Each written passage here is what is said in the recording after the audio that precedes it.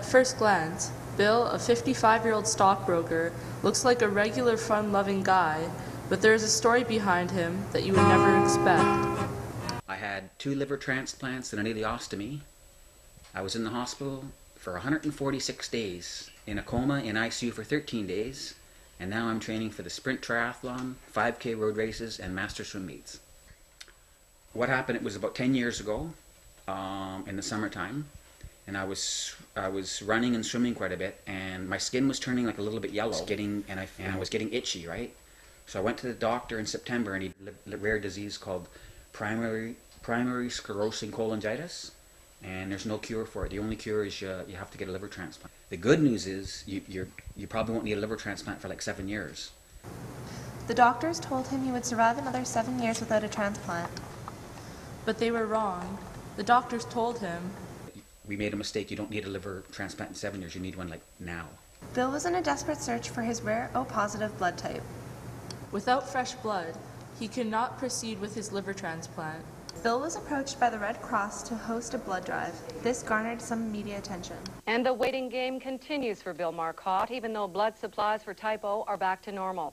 As we hear from Therese Sears, Marcotte is now waiting for a liver. Bill Marcotte should be recovering from a liver transplant right now. Should be, but isn't.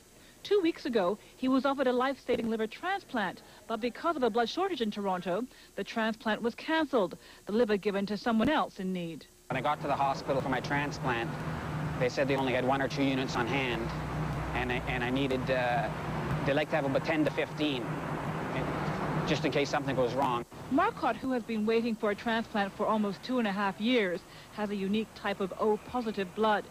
He made a public appeal last week for donors of all types of blood to come forward. It worked. After obtaining the blood he needed and finding a donor, Bill got his first liver transplant. I knew that I was going to get my liver. I knew that I was going to get my transplant. I didn't think that I was going to die from that.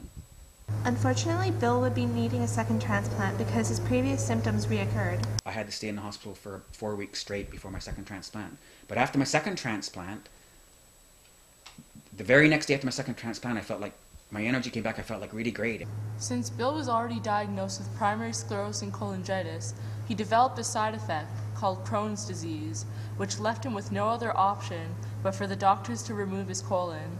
You won't have a colon anymore. You'll have the food will go into your stomach, then it will go into your small intestine, and instead of going into your large intestine and out your bum, it has to go in this bag. Although at first Bill didn't like the ileostomy bag, he never let it limit him. He found alternative ways to still do what he loves. He learned to accept it. And once I agreed to get the bag, and I got the bag, within a few weeks after getting the bag, it was fantastic. I started getting my energy back. They connect up your small intestine, they stick it back inside your body, and it connects up to your ileorenal reservoir, and you don't have the bag anymore, right? But while they were doing that to me, for some reason I got this really serious infection, and my blood pressure dropped really low. And what they do is it's called like an induced coma. Bill had a lot of passions in his life that made him strive to get better. I really liked my job, and I really liked running, and I really liked music, and I wanted to get better and make a comeback, so I could do the sprint triathlons, master swimming, and 5K road races. Along with his passions, he had a great support system too.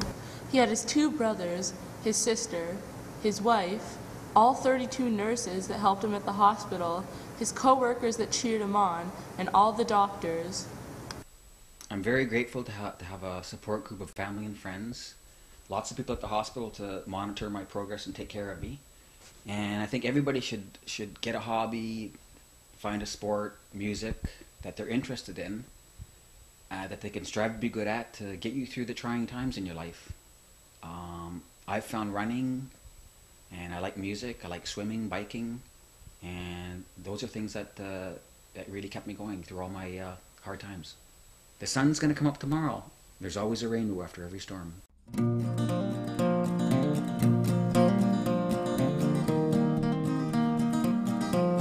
Next time when you feel the world is crumbling down on you, And that you have lost all hope, remember Bill's inspiring story, and that he made it through with a smile on his face. even though life seemed dim. Out into the darkness for his daily run through all kinds of weather, even if rain should fall. You'd always find a runner streaking through it all. Why does she go through it? Gets up so early just to go.